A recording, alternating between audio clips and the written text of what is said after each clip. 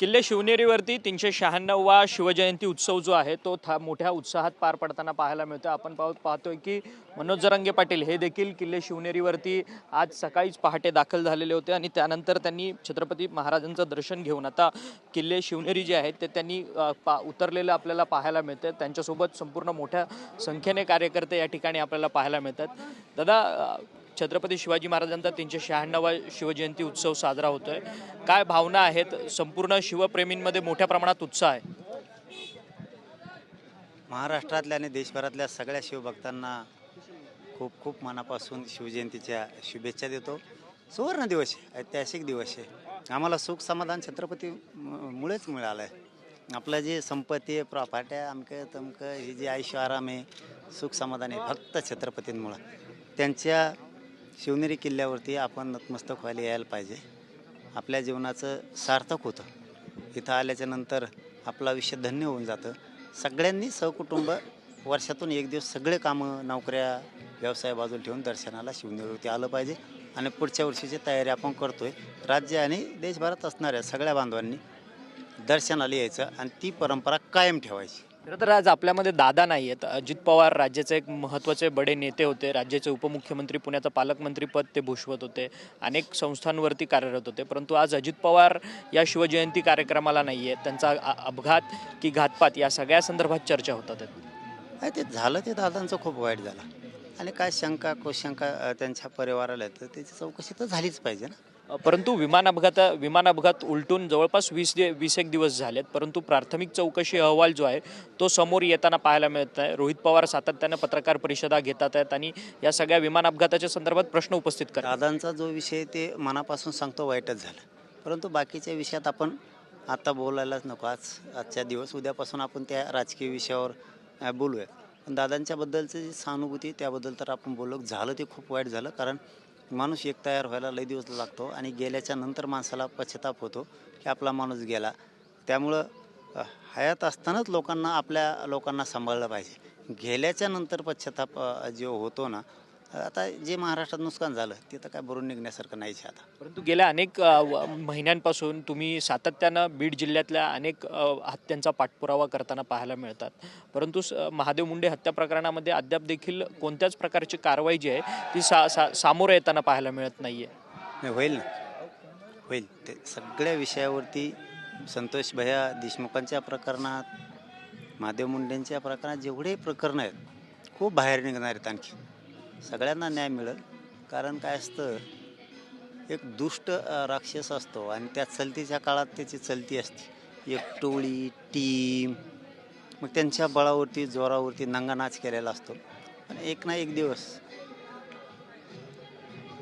ते संपुष्टात येतच। तसं सगळे जेवढे अन्याय झाले सगळ्यांना न्याय हळूहळू मिळेल, पण आता हळूहळू मिळेल, कारण हे लय दिवसाचं पापी एक साम्राज्य उभं राहिलेलं होतं।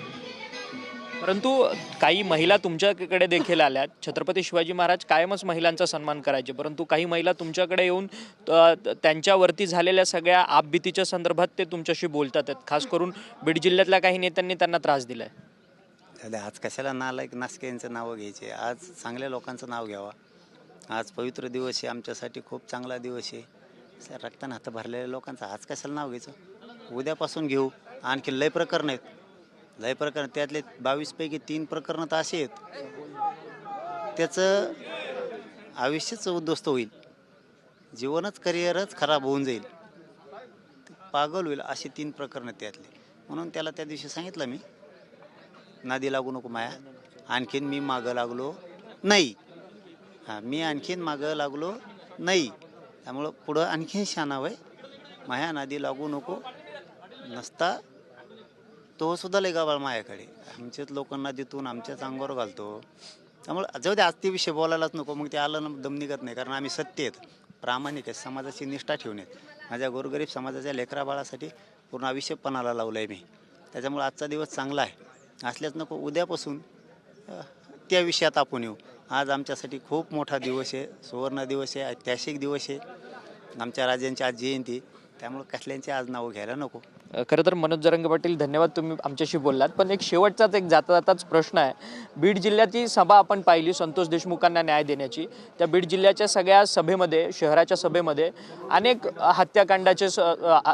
हत्याकांड या बीड जिल्ह्यामध्ये झालेले आहेत. जवळपास 25-30 जण या बीड जिल्ह्यामधनं बेपत्ता झाली. त्यांचा मृत्यू त्यांची हत्या कोणी केली किंवा त्यांचे मारेकरी कोण आहेत या सगळ्या संदर्भात अद्यापही छडा लागलेला नाही.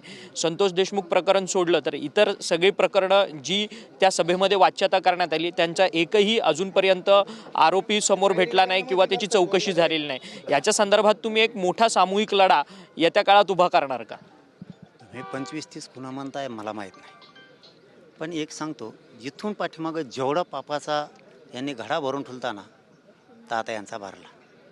मला त्या विषयावर आज बोलायचंच नाही, पण तरी सांगितलं मी तुम्हाला, तरी पण तुम्ही मला बोलतच केलं त्या विषयावर, म्हणून सांगतो की कालची साधं झलक होती फक्त ती नागपूरकड ब्राह्मण समाजाची बिचारी बाई आहे.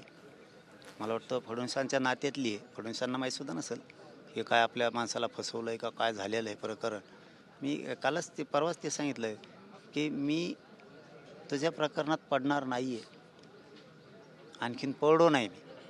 हे काल सांगितलं माझ्या नादी लागू नको, तो 22 आले. ते साधं चिल्लर होतं कालचं, चिल्लर नाही आहे ते, तरी चिल्लर आहे. 22 पैकी 3 असे आहेत की भयानक आहेत. काल मला चालता गेवरायच्या पुढं निघाल्यावर आणखीन एक मॅटर आलं, म्हणजे 23 झाले. तेव्हा ते माझ्या गाडीत फायले पाहिजे असली तुम्हाला, मी वाचली नाही आणखीन, पण खूप डेंजर आहे जणू ते, इतकी भयानक आहे जणू ते. मी आता वाचलं नाही कारण त्याने मला निघताना, मी शिवनेरीला निघालो होतो, त्याने मला गेवराच्या पुढं गाठलं आणि एक प्रकरण दिलं. ते मला माझंच आहे, आम्हाला न्याय द्या, आणि त्यांनी फाईल दिली एक, ती वाचली नाही मी, काय बघतो, पण त्याच्या बोलण्यावर आमच्या लक्षात आलं की खूप भयानक विषय आहेत. त्यामुळं तुला आणखीन पण सांगतो, मी तुपल्या एकही मॅटरमध्ये हात घातला नाही. मास थोडा कमी करून घे. माया नादी लागू नको तू. माझ्याजवळ काहीच नाही आहे खपायला काहीच नाही माझ्याजवळ. तू साम्राज्य मी पायाखाली तुडविल तू. तू माया नादी लागू नको, आणखीन तरी शान होय, फुगू नको आमच्यात लोक. आणि फितुरीच्या जाळ्यात त्यांना फेकू नको उगाच. गरिबांचं वाटोळं करायचं बंद कर. तू थोडंसं त्यांना नादू नको. आणखीन एक मला परवा विषय माहीत झाला आहे, मी एका दिवशी मीडियाला ते सांगल.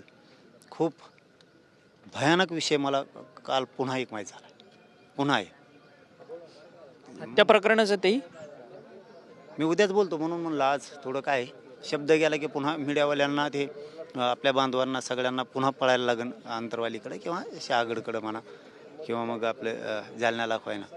त्यामुळे मी थोडा आजचा दिवस, मला हे माझ्यासाठी लय महत्त्वाचा दिवस आहे आजचा.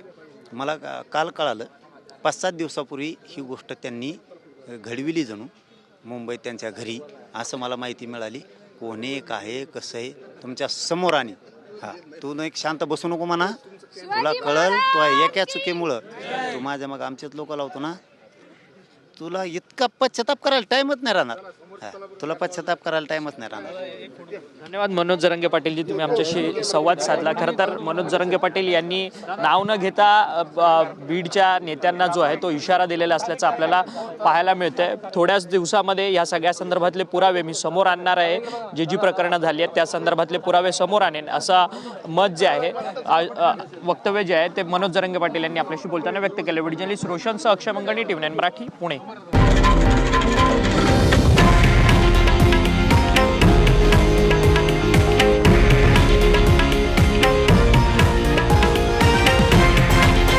हे आहे देशातील नंबर 1 न्यूज नेटवर्क आणि आपण पाहत आहात TV9 मराठी, एकमेव.